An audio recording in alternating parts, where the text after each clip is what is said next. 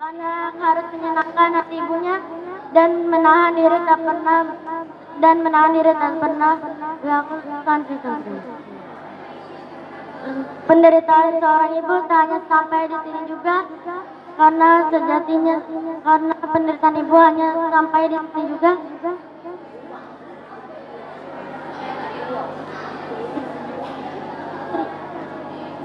Karena sejatinya penderitaan ibu tak hanya sampai di situ juga, harap berhenti beribadah ketika sedang hamil. Ibu tak bisa berpuasa ketika sedang hamil. Ibu tak bisa puasa ketika sedang menyusui. Ibu tak jadi sholat dua atau ingin membaca Quran karena terap beribadah. Karena sejatinya surga yaitu di telapak ibu. Kita menyadari bahwa kelemahan manusia ialah sifatnya yang serba terbatas hingga dalam hidup sehari-hari senantiasa menghayatkan pertolongan. Sebab tanpa pertolongan orang lain tidaklah untuk sanggup untuk mengatasi persoalan-persoalan hidupnya. Betapapun kekuatan, harta dan kedudukan seseorang tidaklah merupakan jaminan untuk hidup menyendiri secara mutlak. Untuk itulah Allah memerintah kita untuk hidup saling tolong menolong. Hadirin rahimakumullah. Pertolongan Allah hanya didapat dengan menyerahkan diri, mendekatkan diri kepada serta menyerahkan diri. Pertolongan Allah hanya didapat dengan memohon dan mendekatkan diri kepadanya serta menyerahkan diri kepadanya. Menyerahkan diri kepada Allah atau tawakal adalah sifat. Patutlah kita mensyukuri nikmat persaudaraan ini, senantiasa menjaga keutuhan dan kerukunan.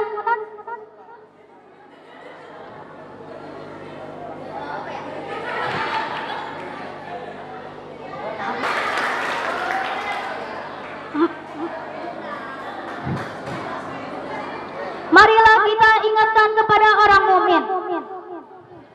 Oleh karena itu sesama saudara harus saling mengasihi, harus saling menasihati dan saling meringankan satu sama lain. Untuk itu marilah kita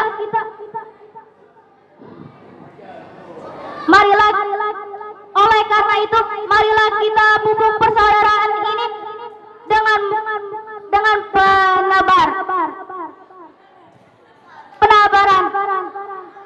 penabaran kasih sayang. Allah Ta'ala berfirman, A'udzu billahi minasyaitonir rajim. Bismillahirrahmanirrahim. Wa ta'awanu 'ala birri wat taqwa wa la ta'awanu 'ala itsmi wal 'udwan. Yang artinya, dan tolong menolonglah kamu dalam perbuatan kebajikan dan takwa, dan jangan tolong menolonglah kamu dalam perbuatan dosa dan permusuhan. Surah Al-Maidah ayat 2. Hadirin rahimakumullah.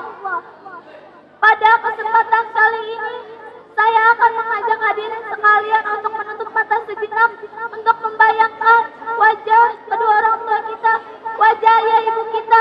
Lihatlah raut wajah dan senyum mereka, betapa mereka begitu ikhlas dan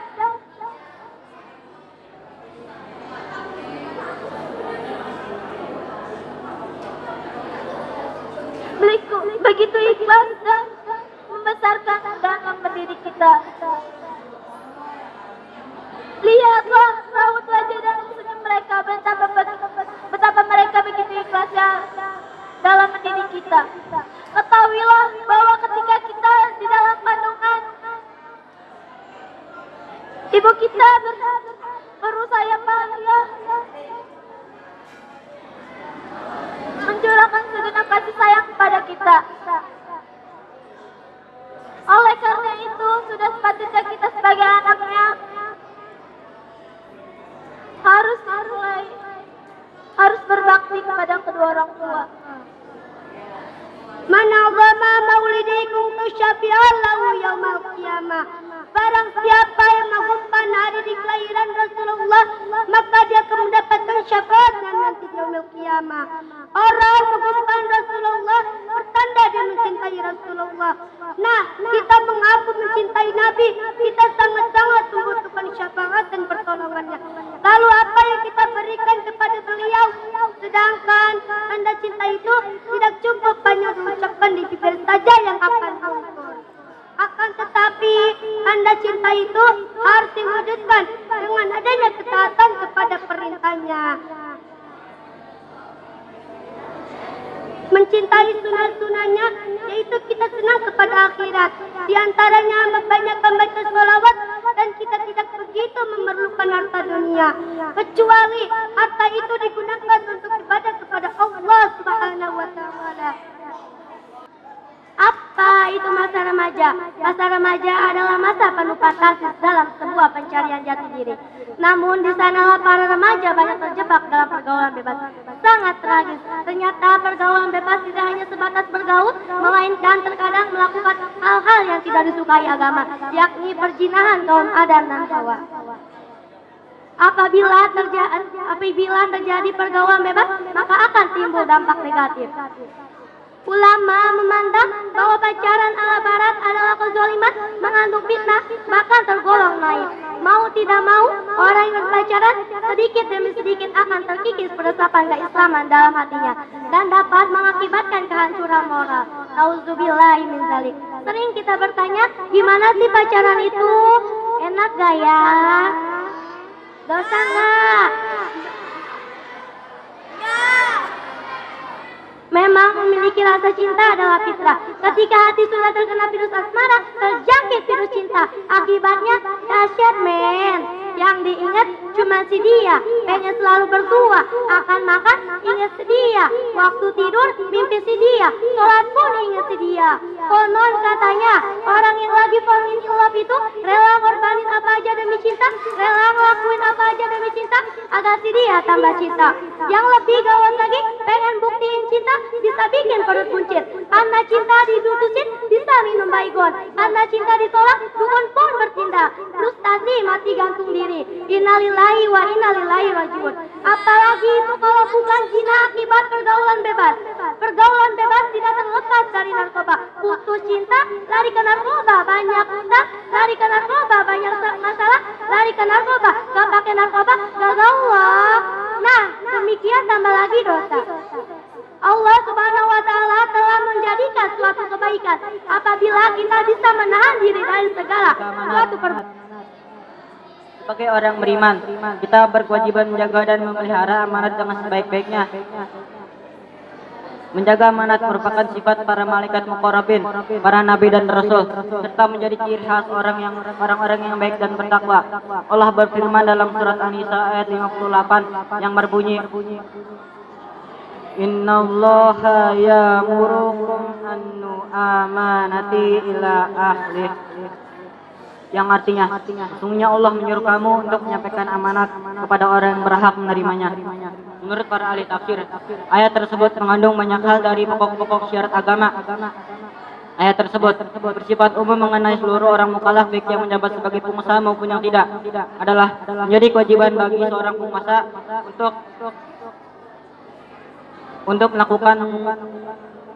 untuk melakukan pembelaan dan berlaku adil terhadap orang yang terniaya dan menjelaskan kepada orang dan menjelaskan hak-haknya.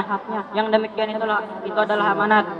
Demikian materi. Bulan Muharram adalah salah satu bulan haram atau bulan yang dimuliakan Allah Subhanahu wa Ta'ala. 4 bulan tersebut adalah Dzulqa'dah, Dzulhijjah, Muharram dan Rajab. Nabi Allah Subhanahu wa Ta'ala berfirman, surat At-Taubah ayat 36. A'udzu billahi minasy syaithanir rajim. Bismillahirrahmanirrahim. Inna iddatas syuhuri indallahi isna asyara syahran fi kitabillah. Yauma khalaqas samawati wal arda minha arba'atu hurum. Sesungguhnya jumlah bulan menurut Allah Subhanahu wa taala ialah 12 bulan. Sebagaimana dalam ketetapan Dia menciptakan langit dan bumi, di antaranya 4 bulan haram. Hadirin dan hadirat serta dewan juri, bulan Muharram memiliki banyak keutamaan. Dari Abu Hurairah radhiyallahu anhu, Nabi sallallahu alaihi wasallam bersabda, "Afdhalus siyam ba'da Ramadana sahrullahil Muharram." Ibadah yang paling baik setelah puasa Ramadan ialah berpuasa di bulan Muharram, tepatnya pada tanggal 9 dan 10 Muharram. Perempuan adalah makhluk yang paling mulia, makhluk yang paling lembut. Perempuan adalah ibu kita. Memuliakan ibumu surga bagimu, karena surga ada di telapak kaki ibu. Ibu adalah orang yang berjuang untuk melahirkan kita demi mempertahankan nyawanya. Menjadikan seorang ibu tak sampai di situ. Ia kerap berhenti beribadah. Allah Subhanahu wa taala selalu mendaki bersabar. Allah Subhanahu wa taala selalu mendaki umatnya untuk berperilaku dan lapang dada dalam segala hal. Sabar menurut bahasa Arab yang berarti menahan diri dari segala cobaan, cacian, hinaan dalam sabar akan mudah diterapkan dalam Masya Allah. Oleh sebab itu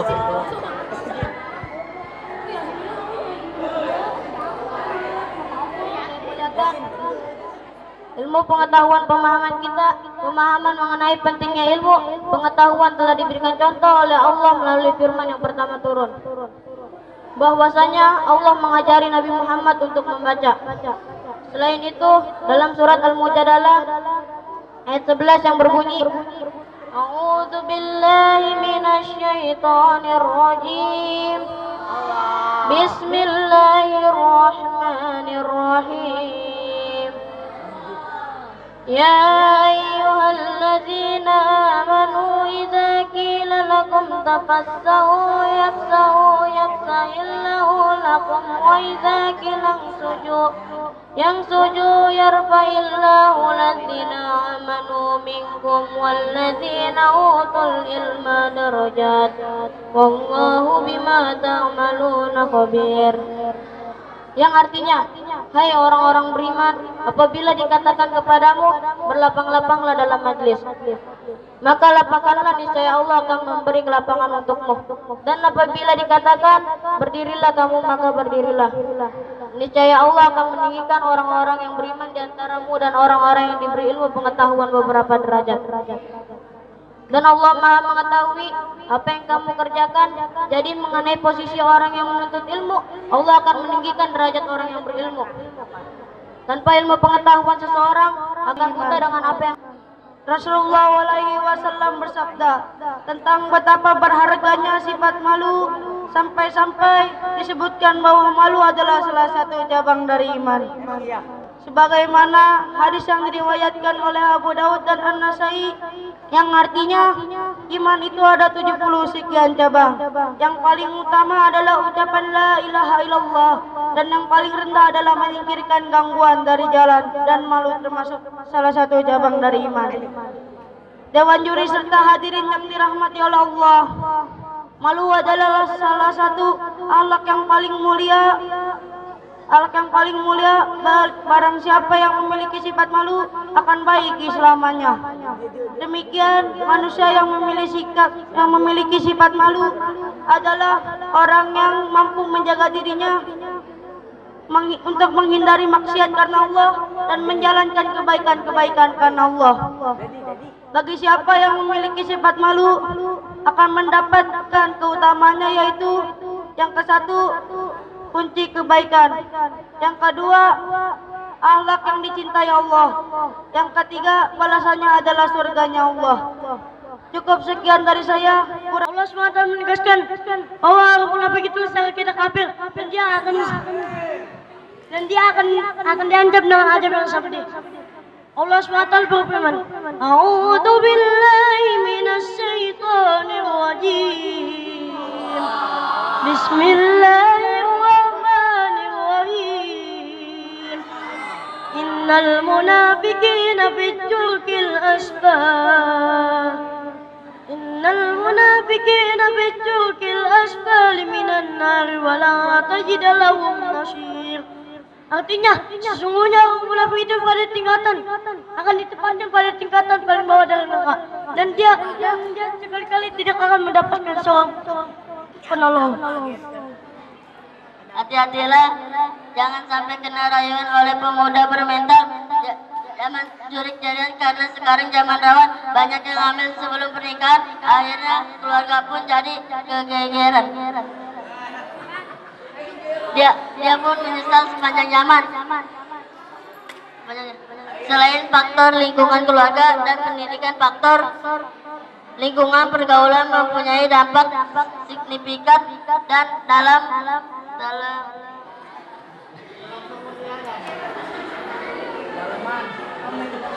dalam membentuk karakteristik seseorang.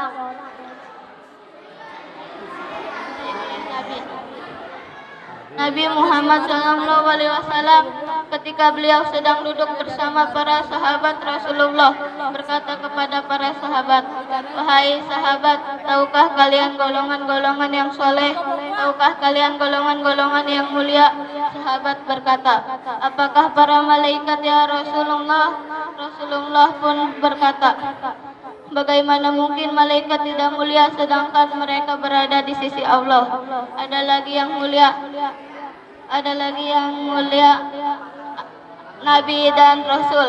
Bagaimana mungkin Nabi dan Rasul tidak mulia sedangkan Allah menurunkan wahyu untuk mereka? Ada lagi yang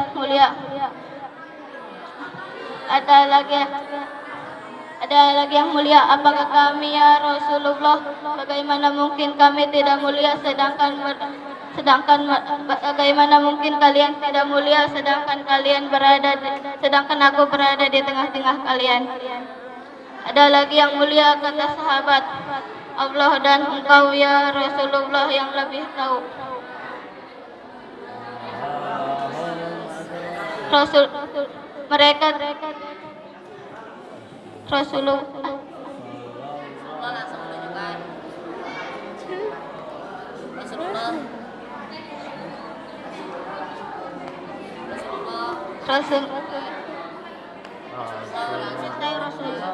Alhamdulillah, Allah Subhanahu wa Ta'ala telah memberikan hidayah kepada kita untuk lebih mengenal Islam melalui Nabi Muhammad Sallallahu Alaihi Wasallam.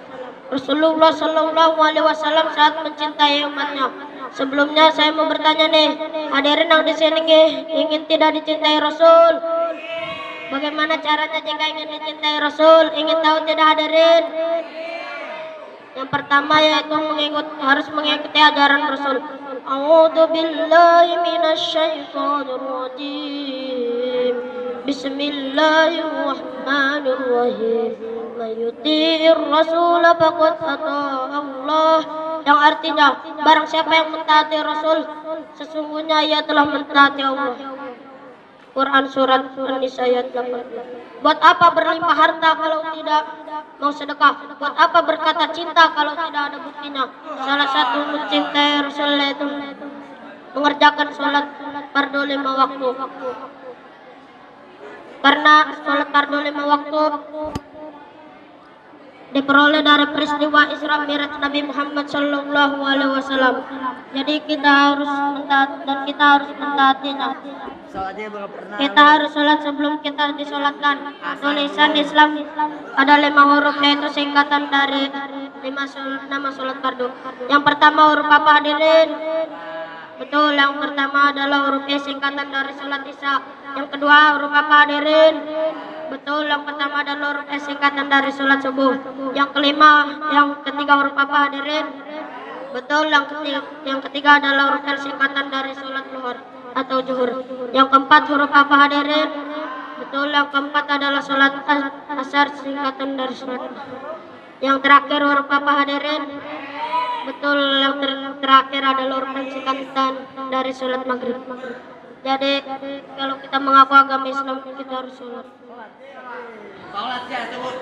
Hadirin yang dirahmati Allah, adapun cara